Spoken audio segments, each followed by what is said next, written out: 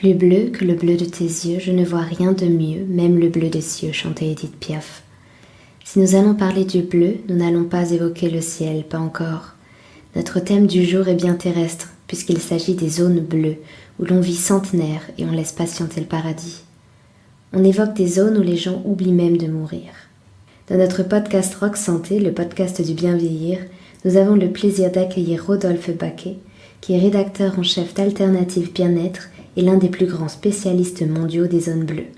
Il s'y est même déjà rendu plusieurs fois et nous évoque aujourd'hui les secrets des centenaires. Vous êtes avec Laure Zenaker, bonne écoute.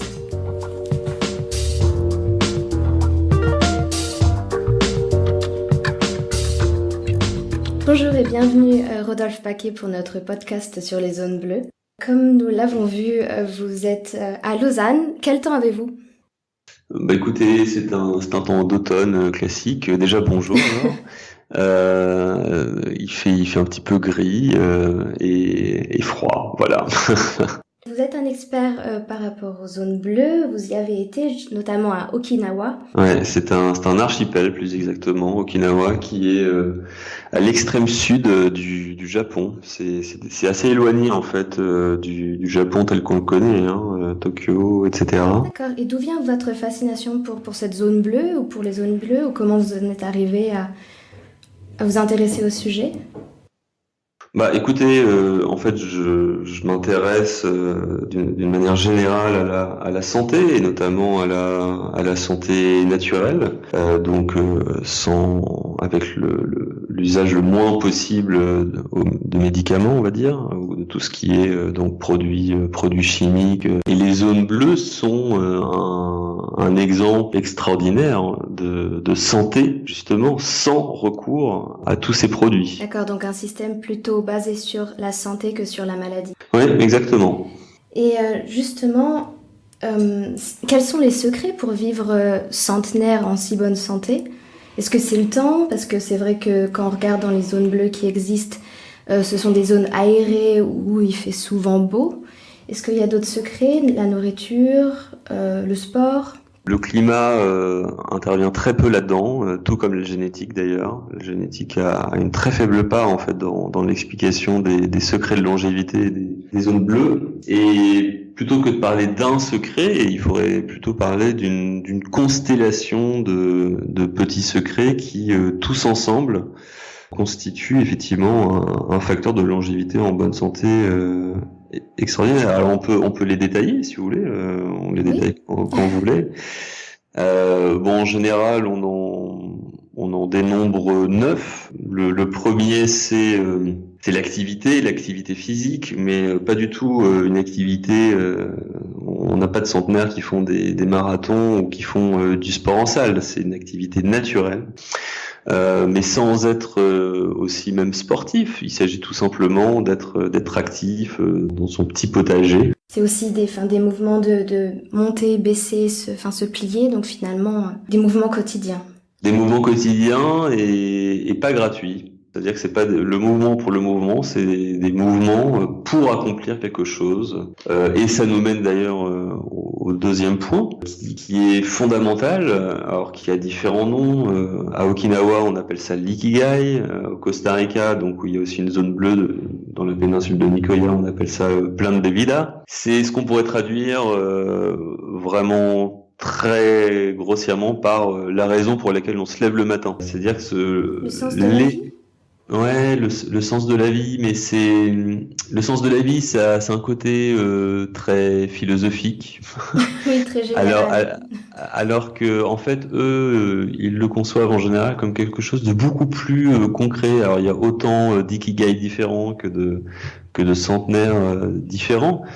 Et ça peut être, par exemple, pour telle personne, apprendre à tisser des paniers à ses enfants ou à ses petits-enfants ou à n'importe qui d'autre. Ça peut être pour telle autre personne transmettre on va dire une information sur le poids de la guerre. Vous savez qu'Okinawa en fait a été complètement ravagé au moment de la Seconde Guerre mondiale. Donc ça, c'est quelque chose qui reste extrêmement présent dans les mémoires et par définition dans la mémoire des centenaires, puisque c'est des gens qui avaient à l'époque 20 ou 30 ans.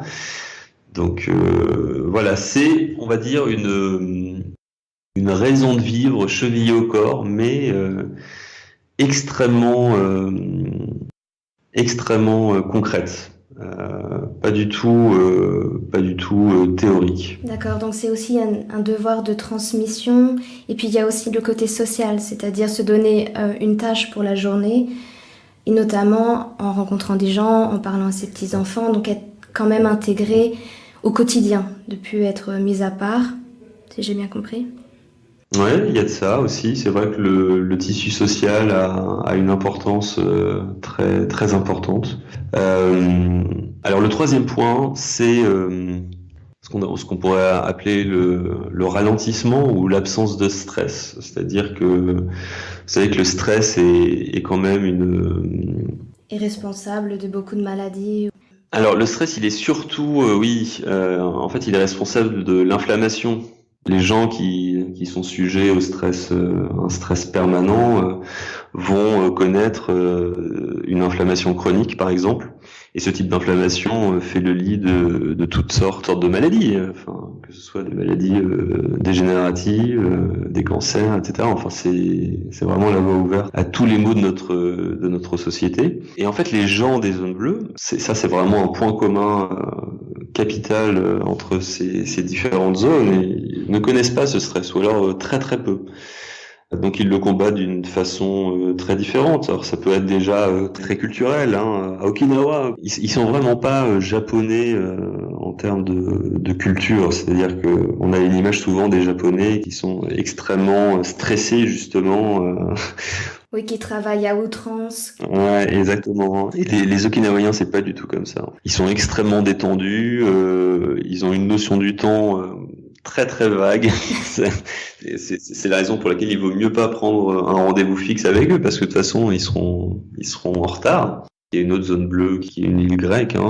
C'est vraiment une importance très importante donnée à la sieste, donc qui leur permet de se détendre, de se réparer aussi. La sieste est très importante. Une sieste de 15 minutes, 30 minutes par jour? Alors, je suis pas allé voir à Ikaria quelle est la durée de la sieste, mais ça, c'est un bon début en effet.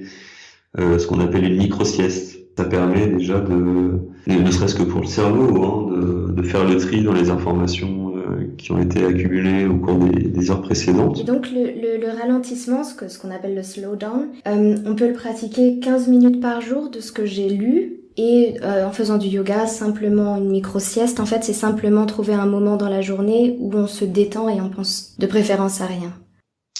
Oui, en fait, il y a toutes sortes de façons de le pratiquer.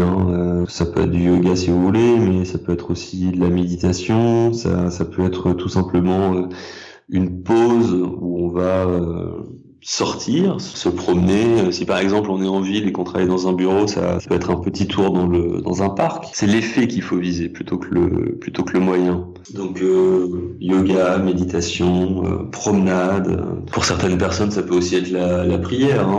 Il y a une zone bleue qui est en fait une communauté d'adventistes du 7e jour en Californie, et pour eux c'est la prière, qui a en plus aussi une dimension sociale.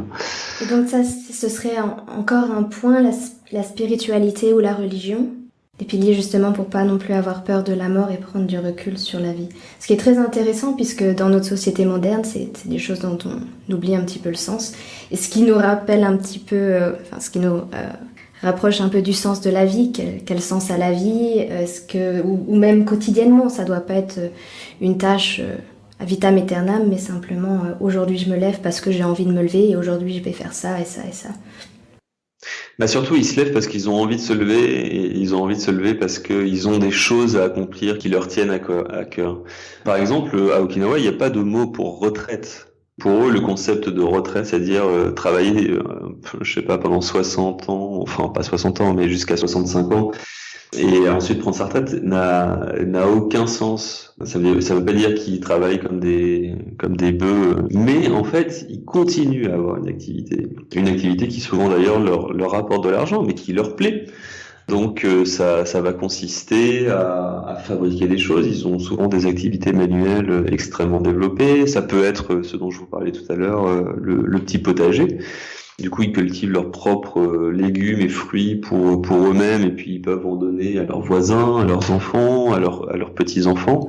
Ce qui est un petit peu au final différent de nos sociétés où on est un petit peu mis au rang de au rang de la société quand on a passé l'âge de la retraite. Et donc continuons sur les secrets en quelque sorte de longévité des zones bleues. Donc il y avait aussi la nutrition. Ouais, il y a plusieurs éléments très importants en nutrition. Alors il y a un point qui est vraiment très intéressant parce que ça a été, on va dire, ensuite confirmé par des études scientifiques assez récentes. C'est ce qu'on appelle la règle des 80%. Ça consiste à simplement manger à 80% de satiété. Et ça, c'est, je vous disais, intéressant parce que on sait depuis quelques années maintenant qu'effectivement, ce qu'on appelle la restriction calorique, c'est une façon, c'est un facteur de longévité très très important. Quand vous mangez beaucoup, vous faites travailler encore plus votre estomac, donc votre organisme, et vous le fatiguez davantage. Les Okinawaïens, mais pas que les Okinawaïens, en fait, ils mangent de façon à se nourrir, évidemment, mais pas de façon à fatiguer outre mesure leur organisme. Et parfois aussi, ils s'accordent des petites périodes de jeûne, pas très longues. Ça peut être entre 13 et 16 heures, c'est-à-dire faire un dernier repas en fin d'après-midi et puis un autre Manger repas. le lendemain matin. Exactement. Et ça, c'est une toute petite forme de jeûne qui est déjà très très efficace. Enfin, quand vous le pratiquez, moi, ce qui m'arrive, vous vous rendez compte qu'en fait, vous dormez beaucoup mieux. C'est une espèce de désintoxication en quelque sorte. Désintoxication ou détoxination, ce genre de choses permet déjà un petit peu effectivement de drainer l'estomac et puis surtout de le mettre au repos. Le jeûne, les vertus du jeûne thérapeutique sont encore assez méconnues et pourtant il y a de très bonnes études dessus. Et le mini-jeûne thérapeutique, donc vraiment dernier repas à 16h et le prochain à midi, est assez intéressant comme la règle des 80% qui peut être difficile à suivre. Mm-hmm. Comment sait-on qu'on arrivait à 80% de remplissage d'estomac en quelque sorte? Donc ces 20%, c'est l'espace entre le fait de ne plus avoir faim et le fait de se sentir plein. Donc vous quittez la table en étant vraiment nourri, mais vous ne vous êtes pas rempli. C'est-à-dire qu'effectivement, vous pourriez encore manger quelques petites choses, mais vous n'allez pas le faire précisément pour laisser plus de place, plus de temps à votre organisme de digérer. Et par rapport à tout ce qui est alcool, vin, cigarettes, tout ce qui est manger sain... Manger sain, c'est pas la même chose pour tout le monde déjà. Bon, évidemment, les cigarettes, il vaut mieux éviter. Globalement, c'est quand même pour le coup un facteur inflammatoire, la cigarette. En fait, ça génère énormément de radicaux libres. Les radicaux libres, c'est ce qui permet, c'est ce qui cause le vieillissement de l'organisme, des cellules. Donc, en fait, à chaque fois que vous prenez une bouffée de cigarette, vous prenez une bouffée de radicaux libres dans l'organisme. Donc, vous précipitez un petit peu plus le vieillissement de votre corps. J'en profite pour rebondir sur le fait que le régime, souvent, des personnes habitant les zones bleues, c'est un régime riche en antioxydants. C'est-à-dire, ils vont choisir, et à Okinawa c'est absolument fascinant parce qu'en fait ils l'ont fait spontanément alors qu'il n'y avait pas d'études scientifiques, ils vont choisir en particulier des aliments très très très très riches en antioxydants. Donc la plupart des antioxydants, c'est très simple, on les trouve dans les fruits et les légumes. Donc ce sont souvent des régimes essentiellement végétariens, pas uniquement végétariens, c'est-à-dire qu'on retrouve quand même de la viande, mais en petite quantité, et notamment des parties très intéressantes de la viande. Par exemple, les Okinawaïens, ça peut paraître dégoûtant à certaines personnes, mais ils aiment beaucoup les parties cartilagineuses du cochon. Genre les oreilles. Et en fait, le cartilage, comme ça, animal, ça va être un mets dans lequel on va retrouver beaucoup de chondroïtine qui permet de prévenir et même d'inverser l'arthrose. Vous voyez ? Donc il n'y a que là-dedans qu'on peut le trouver. Et ça va être pareil avec les fruits et les légumes. Ils vont choisir des fruits et des légumes avec des très forts taux de bêta-carotène, par exemple bon pour la vue, et plus généralement d'antioxydants. Vous voyez, par exemple, ils mangent pas du tout de produits ultra raffinés, des farines blanches, etc. Et très peu surtout de produits laitiers. Enfin, à Okinawa, pas du tout même. À la place, ils vont boire énormément de thé, et notamment de thé vert, de thé matcha, et notamment de thé vert, de thé matcha. Et on sait que le thé matcha, c'est une forme de thé vert réduit en poudre. Et en fait, le fait de le réduire en poudre, ça rend beaucoup plus biodisponibles les antioxydants du thé vert. Donc en fait, ils sont biberonnés à des boissons antioxydantes. Donc ça passe vraiment dans l'alimentation, dans les boissons. Bon, vous parliez d'alcool. C'est vrai que de façon assez intéressante, bon, souvent on dit l'alcool c'est pas bon, c'est évidemment l'abus d'alcool qui n'est pas bon. Mais en réalité, dans toutes les zones bleues, il y a une consommation modérée d'alcool, mais pas de n'importe quel alcool. Le plus souvent, alors c'est pas le cas à Okinawa évidemment, mais que ce soit à Ikaria ou Costa Rica ou à Loma Linda en Californie ou en Sardaigne, ça va être du vin, et notamment du vin rouge. Donc tous ces gens ont une consommation modérée de vin rouge, et on sait qu'en fait une consommation modérée de vin rouge prévient la dégénérescence cérébrale, la neurodégénérescence, et je précise bien le vin rouge est l'une des meilleures sources de polyphénol. Et puis vous savez que le vin rouge fait partie du régime méditerranéen. Donc ça, c'est intéressant parce que ça a été prouvé par des études que les gens qui boivent modérément du vin rouge ont un avantage en termes de longévité sur ceux qui n'en boivent pas du tout. Donc en boire un peu, c'est entre 1 et 2 verres par jour. Exactement. Et de vin rouge, précise. De préférence, oui. Oui, ça va pas être 1 ou 2 verres de rhum. Donc de préférence un tout petit peu tous les jours, en évitant bien sûr. Ce qui est très intéressant, oui, il y a des études aussi sur justement, par rapport aux maladies cardiaques, à la mémoire, que le vin rouge pourrait aider, même en combinaison avec le chocolat noir. Ouais. J'avais aussi lu que dans les zones bleues, on cuisine différemment, donc beaucoup à la vapeur, pour éviter de perdre les vitamines, les minéraux qui se trouvent justement dans les fruits et les légumes. Oui, absolument.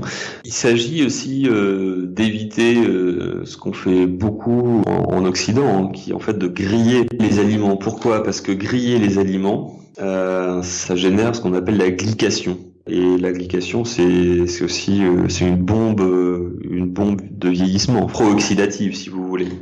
C'est-à-dire que par exemple, c'est absolument terrible quand on pense à, on va dire, à la culture gastronomique française, tout ce qui est par exemple viennoiserie, c'est des bombes à glycation parce que tout ça est cuit au four. Grillé, doré, et en fait c'est assez facile à reconnaître, c'est que précisément ce goût qui est extrêmement attirant de craquant, donc de grillé, de doré, c'est la peau rôtie du poulet, c'est la petite enveloppe, c'est du pain au chocolat, exactement, tout ça c'est ce qui génère de la glycation une fois qu'on l'ingère. Qu'est-ce que la glycation exactement ? Alors la glycation, en fait, c'est une réaction chimique, alors qui porte un nom. On l'appelle aussi parce que les molécules issues de la glycation, on les appelle les molécules de Maillard. Donc une fois que ces molécules qui ont été provoquées par une certaine forme de cuisson rentrent dans votre organisme, donc c'est de la pro-oxydation. Donc ça va un petit peu coller à vos cellules et ça va faire vieillir prématurément vos cellules. Bon, dans le cas des croissants et des pains au chocolat, il y a un autre problème qui est le pic d'insuline que ça crée. Pour ça, vous avez la même chose en buvant un Coca ou toute autre boisson extrêmement sucrée. C'est que en fait, vous allez ingérer énormément de sucre d'un seul coup. Ce qui fait que vous allez sentir un regain d'énergie pendant peut-être 20-30 minutes. Et puis après, vous allez avoir un sérieux coup de barre, tout simplement, parce que votre taux de glycémie chute.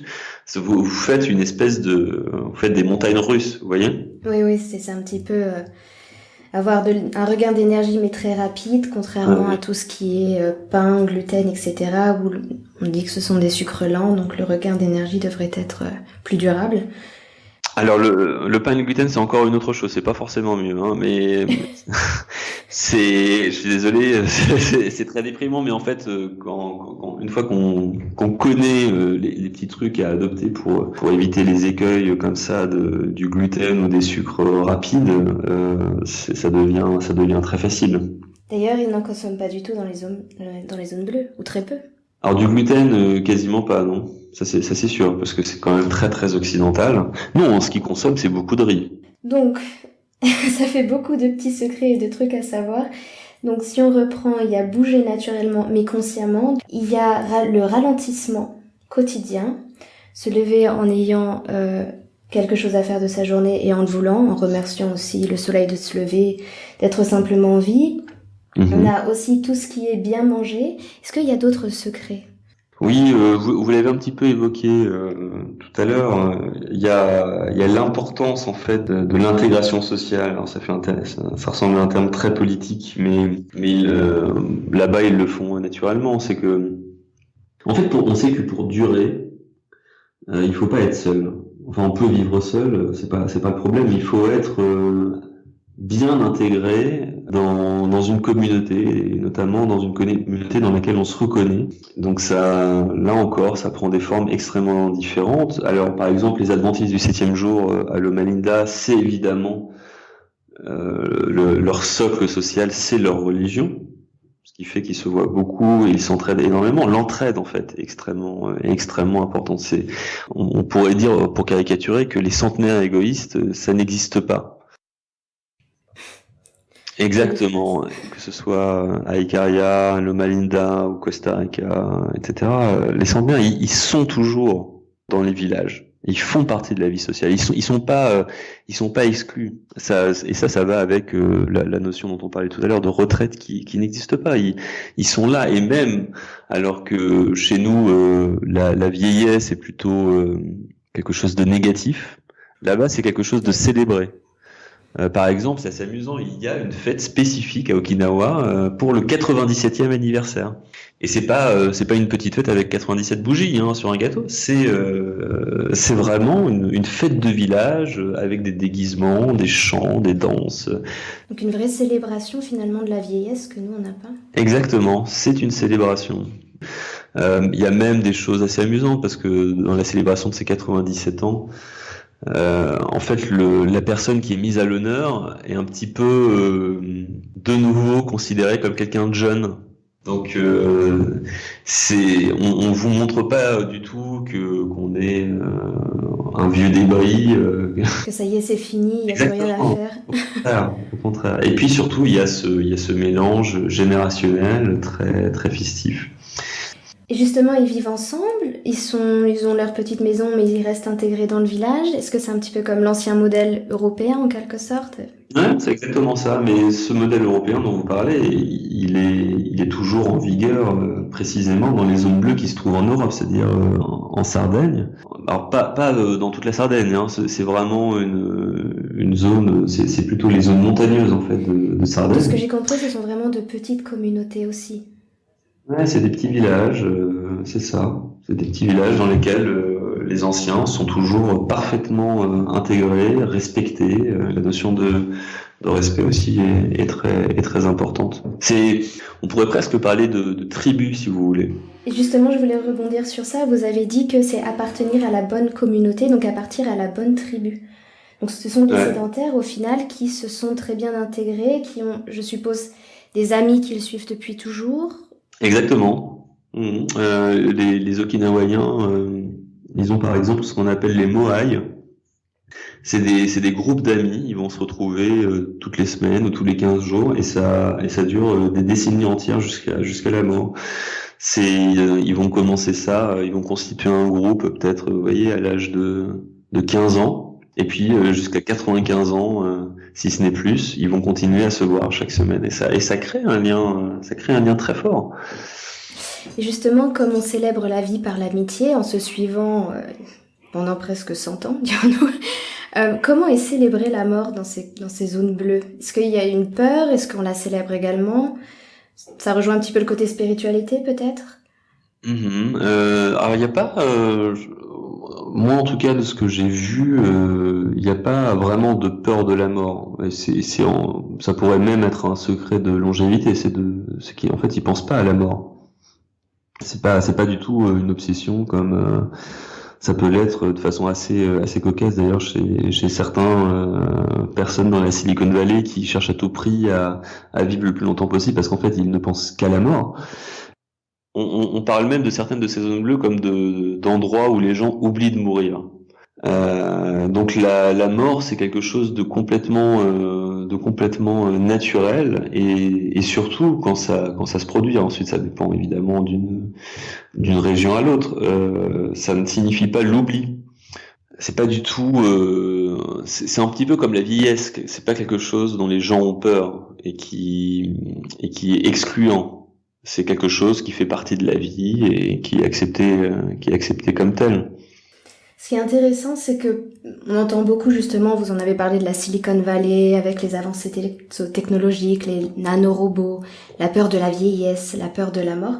Ouais. Les zones bleues s'opposent vraiment à ce concept, c'est-à-dire vivre, accepter la vie telle qu'elle se déroule, un cycle, accepter la mort, ne pas en avoir peur et finalement un petit peu l'intégrer complètement à l'existence.